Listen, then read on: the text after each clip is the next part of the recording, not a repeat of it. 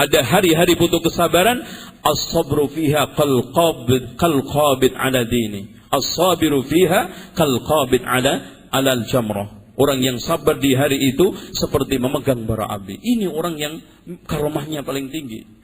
Bukan orang sekarang memiliki kesaktian, apalagi bisa meniup jarak jauh, sehingga di sini banyak. Ya, kalau memang tempatnya jauh, cukup mengirim ke rekening sekian, nanti akan saya tiup dari jarak jauh, atau lewat kabel, lewat televisi, lewat radio. Ini semua adalah kerjasama dengan jin. Itulah yang ditegaskan oleh Allah Subhanahu wa ta'ala, wa inna syayatina layuhuna ila awliyaihim liyujadilukum wa in ata'tumuhum innakum lamusyrikun. Kata Allah Subhanahu wa ta'ala, sesungguhnya setan-setan itu turun memberikan wahyu wangsit kepada aulia, yaitu wali-walinya, teman-temannya, untuk mendebat, berjidal kepada kalian. Kalau kalian mentaati mereka, innakum la musyrikun. Coba lihat ikhwan, camkan, perhatikan, innakum la musyrikun. Allah menegaskan musyrik, berarti ta'awun dengan mereka sangat rentan untuk tertimpa syirik atau kufur. Karena syirik kufur, kenapa? Dilihat dari dua sisi. Siapapun yang kerjasama dengan jin harus mau berbuat maksiat, dan kebanyakan maksiatnya adalah syirik dan kufur. Dan keduanya, iddi'aul ghaib, mengklaim tahu perkara gaib, itu bersekutu dengan Allah. Karena Allah Subhanahu wa ta'ala mengatakan, qul la ya'lamu man fis samawati wal arda al ghaiba illallah. Katakan Muhammad, tidak ada seorang pun, makhluk pun di langit dan di bumi mengetahui yang gaib kecuali Allah. Nah, dari sini kekufuran dan kesyirikan itu. Sehingga Allah menegaskan dalam surat tersebut, sesungguhnya syaitan itu turun kepada teman-temannya untuk memberikan wangsit sesat. Kalau kalian mentaati mereka, maka kalian akan musyrikun. Saya mengajak kepada antum semua untuk sekarang mulai tegas. Karena ada sebagian orang yang ragu meninggalkan semua itu karena mengira kalau meninggalkan, kalau jauh dan yang lainnya dia akan kualat. Karena dia sudah terlatih, terbina sejak kecil bahwa orang seperti ini menjadi Tuhan dia. Bahkan dimintai permohonan, bahkan dia ajukan berbagai macam masalah, permintaan dan yang lainnya. Walhasil hadirin sekalian, hidupnya merana. Antum lihat, orang-orang yang hari-harinya tergantung dengan manusia seperti ini, dan rezekinya digantungkan kepada manusia seperti ini, dia gundah gelisah. Karena yang jamin rezeki itu Allah, yang memberikan rezeki itu Allah. Dan kita disuruh tawakal hanya kepada Allah.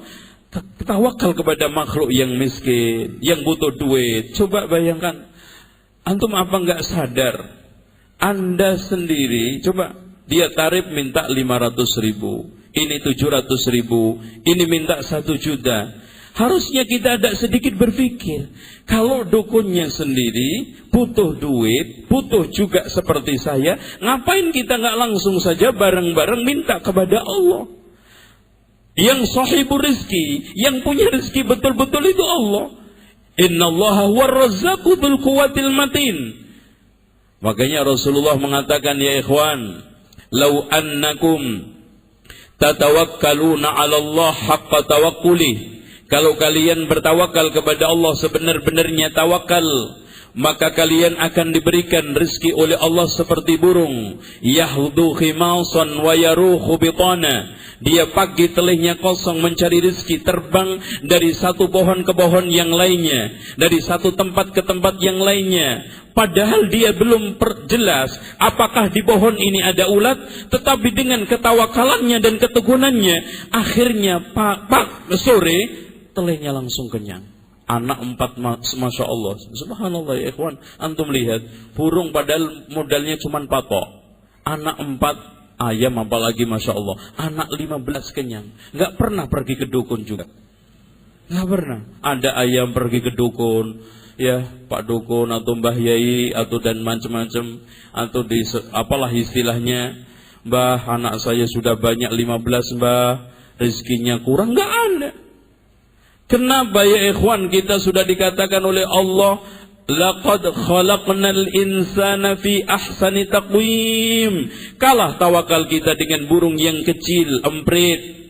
Kalah tawakal kita dengan ayam. Kalah tawakal kita dengan subhanallah, hewan-hewan yang lebih rendah semua daripada kita. Harusnya kita lebih merdeka. Harusnya kita lebih bebas. Apalagi ya ikhwan, Bapak Ibu sekalian. Sekarang saya tanya, macam jatah rezekinya manusia lebih banyak atau hewan? Manusia. Lihat Pak, kalau kambing bangsa ini apa? Rumput, makan rumput. Coba tawarin bakso, nggak mau kan? Ada kambing, Masya Allah, anak hari ini kayaknya kelaparan, nggak dapat rumput. Ini kayaknya ada ketoprak atau apa? Kalau di Jakarta, wah ini enak kayaknya. Nggak ada. Apalagi burung, Masya Allah, yang bangsa ulat, wah ini ada kacang goreng enak. Nggak ada. Dia tekun, padahal jatah rezekinya kalau kita lihat sempit. Yang bangsa rumput dia nekuni rumput, ada yang bangsa buah-buahan dia nekuni buah-buahan. Sekarang hadirin sekalian, Bapak Ibu sekalian, saya tanya, apa yang tidak bisa masuk ke perut kita? Dari mulai biji-bijian, buah-buahan, daging, sampai subhanallah ta'ala. Ikhwan antum camkan, berapa ribu ayam setiap hari nyawanya melayang untuk kita. Ribuan kambing nyawanya melayang kita sembelih untuk kita. Bahkan Allah mengatakan, huwallazi khalaqalakum ma fil ardi jami'a. Dialah Allah yang menciptakan apa saja yang ada di muka bumi ini untuk kalian. Kenapa kita lemah tawakalnya? Sehingga kita menggantungkan kehidupan kita yang ekonomi, bolak-balik ekonomi, kepada dukun, orang yang tidak bertanggung jawab di hadapan Allah Subhanahu wa taala. Antum camkan apa yang dikatakan oleh Rasulullah sallallahu alaihi wasallam, laisa min 'amalin yuqarribul jannata illa qad amartukum bihi wa laysa min 'amalin yuqallibun nara illa qad nahaitukum an. Tidaklah ada suatu amalan yang memasukkan surga melainkan telah aku tunjukkan, aku perintahkan. Dan tidaklah ada satu amalan yang memasukkan orang ke dalam neraka melainkan telah aku larang. Dan dilanjutkan oleh Rasulullah sallallahu alaihi wasallam, la yastabti'anna ahadakum rizqahu. Janganlah kalian merasa lamban datangnya rezeki. Fa inna Jibrila, sesungguhnya Jibril, alqa fi raw'i, baru saja memberikan wahyu kepada saya. Fa inna ahadan lan yakhruja minad dunya hatta yustakmala rizquhu. Tidaklah ada seorang manusia, siapapun bentuk orangnya, status sosialnya, sebelum keluar dari dunia alias mati, pasti akan dipenuhi rezekinya oleh Allah. Fattaqullaha wa ajmilu fit talab. Bertakwalah kepada Allah, perbaikilah di dalam menjemput rezeki. Dijelaskan di dalam riwayat yang diturunkan oleh Imam Al-Hakim. Maksudnya bertakwalah kepada Allah, jalankan agama ini dengan baik, laksanakan perintah Allah, tinggalkan larangannya, dan wa ajmilu fit talab, perbaikilah di dalam menjemput rezeki. Artinya carilah yang halal, tinggalkan yang haram. Wa in istatta'a ahadukum rizqahu, jika di antara kalian merasa lamban datang rezeki, wala yatlubanna bi ma'siyatin, jangan dicari dengan maksiat. Fa inna fadlallahi, dan sesungguhnya karunia Allah, la yutlabu bi ma'siyatin, tidak bisa dicari dengan cara maksiat. Ya, cari dengan cara yang halal. Dan ada orang yang menyusahkan dirinya sendiri dengan mengeluarkan prinsip, Pak, cari yang haram aja susah, apalagi yang halal. Subhanallah. Kalau kita sekarang tanya kepada Bapak Ibu sekalian, dari mulai buah-buahan yang ada, banyakkan yang halal apa yang haram? Banyakkan yang halal.